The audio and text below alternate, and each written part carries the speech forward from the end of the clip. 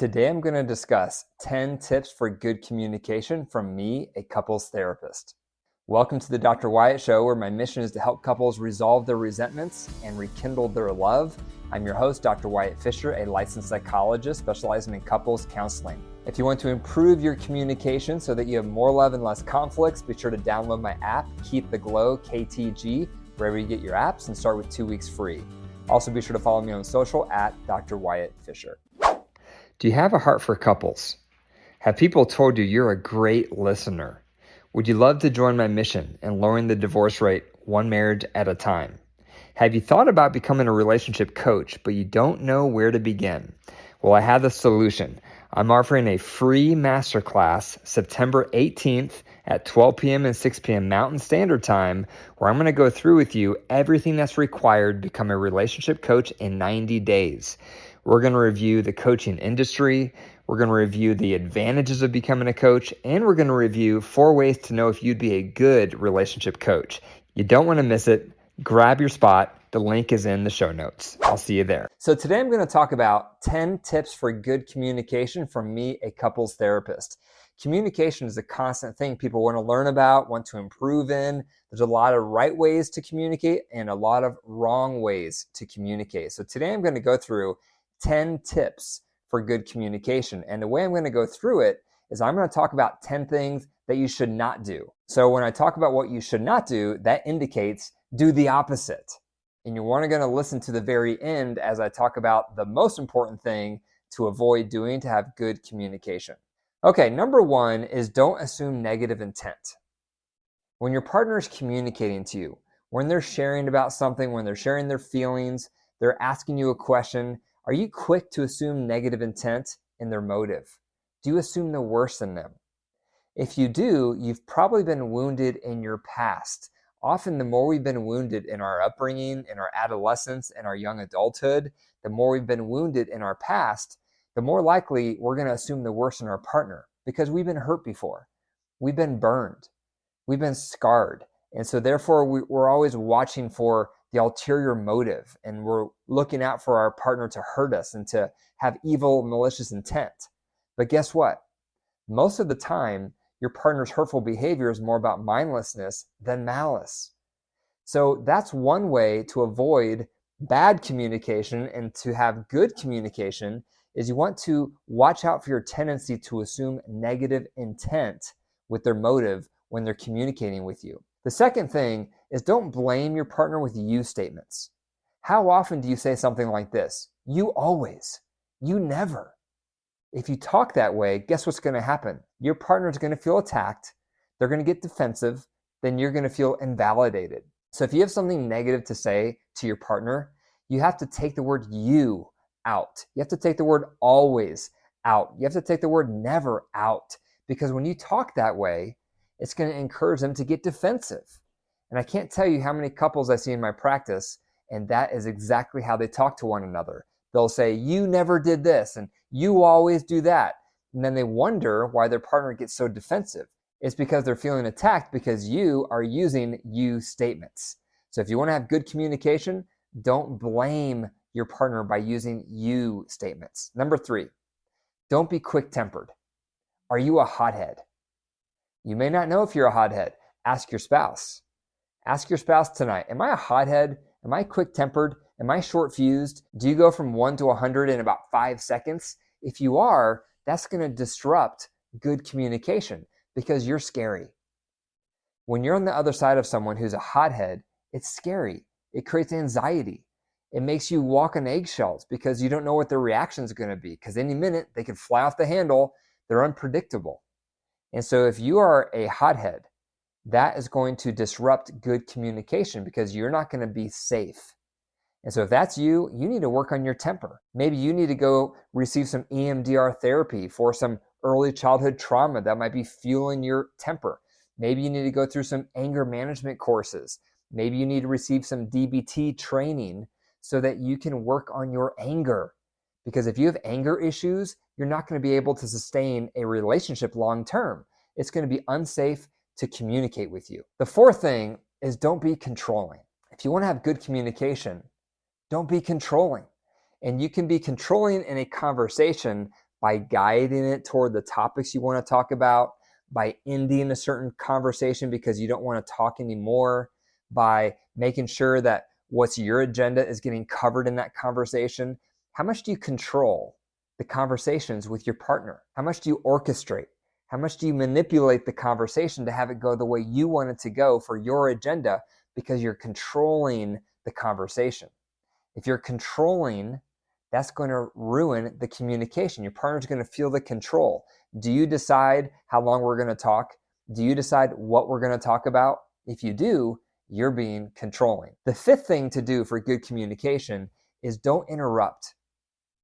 How often do you start talking and interrupting when your partner is still talking?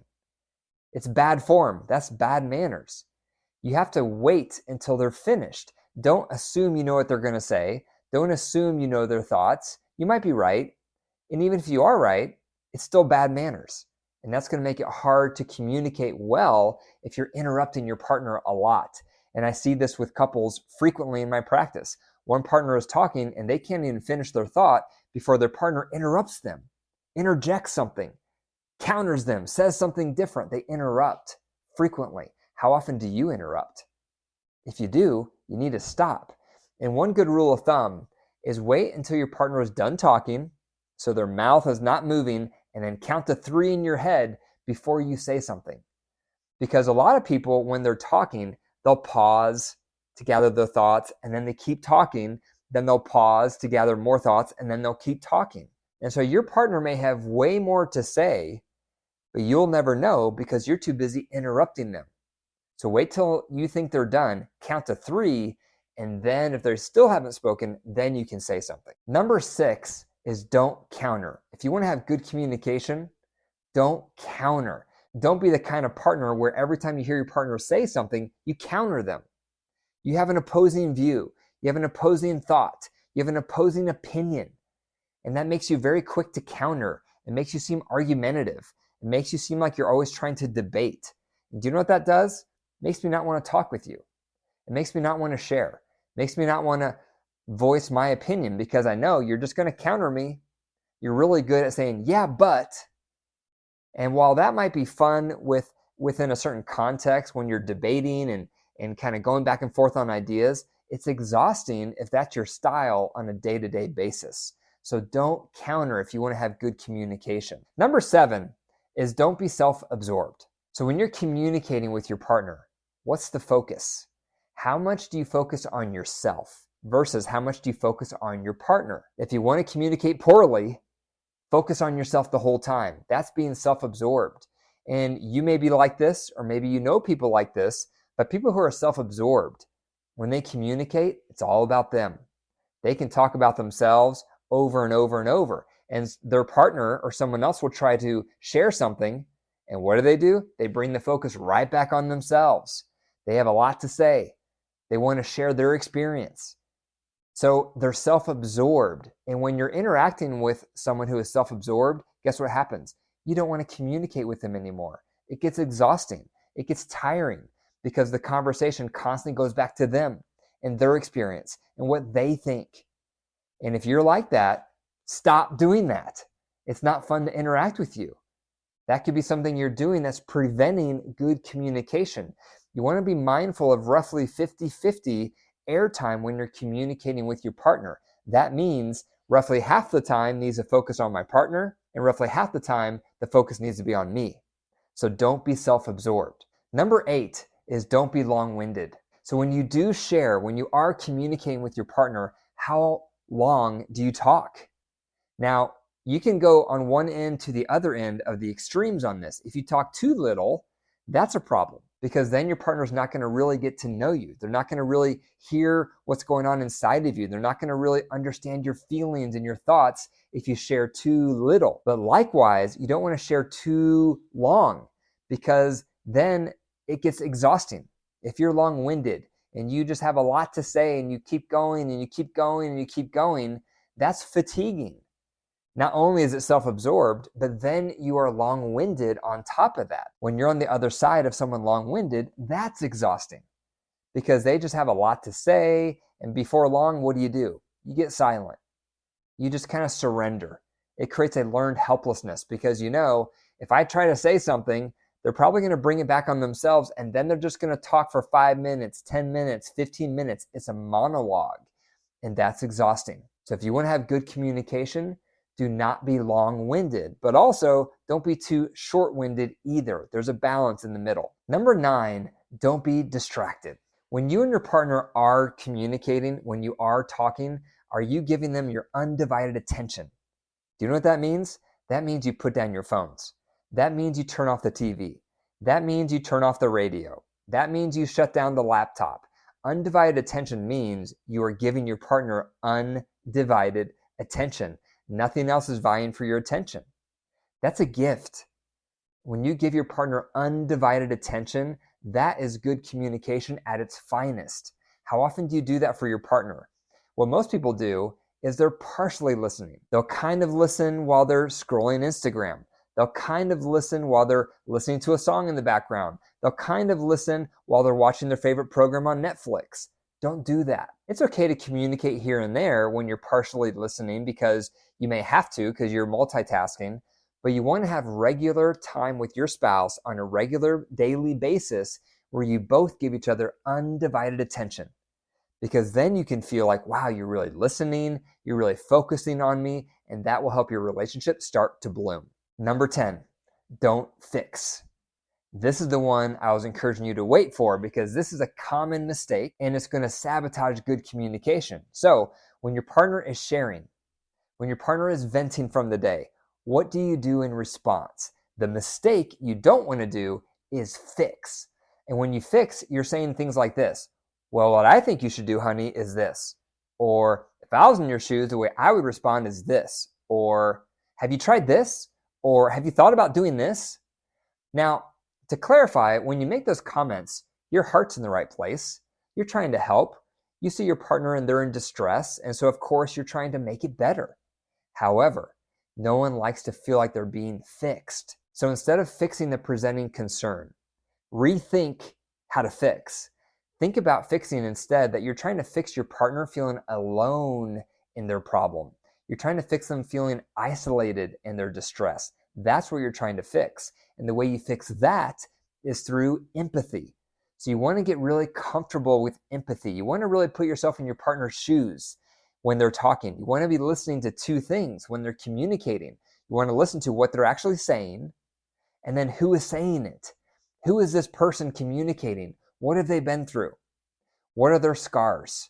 What are their wounds? What are their values? What are their dreams? What are their stressors? You want to be mindful of all that information while you're listening to what they're saying. And when you're listening from that perspective, you can really start to feel their feelings. You can really start to put yourself in their shoes.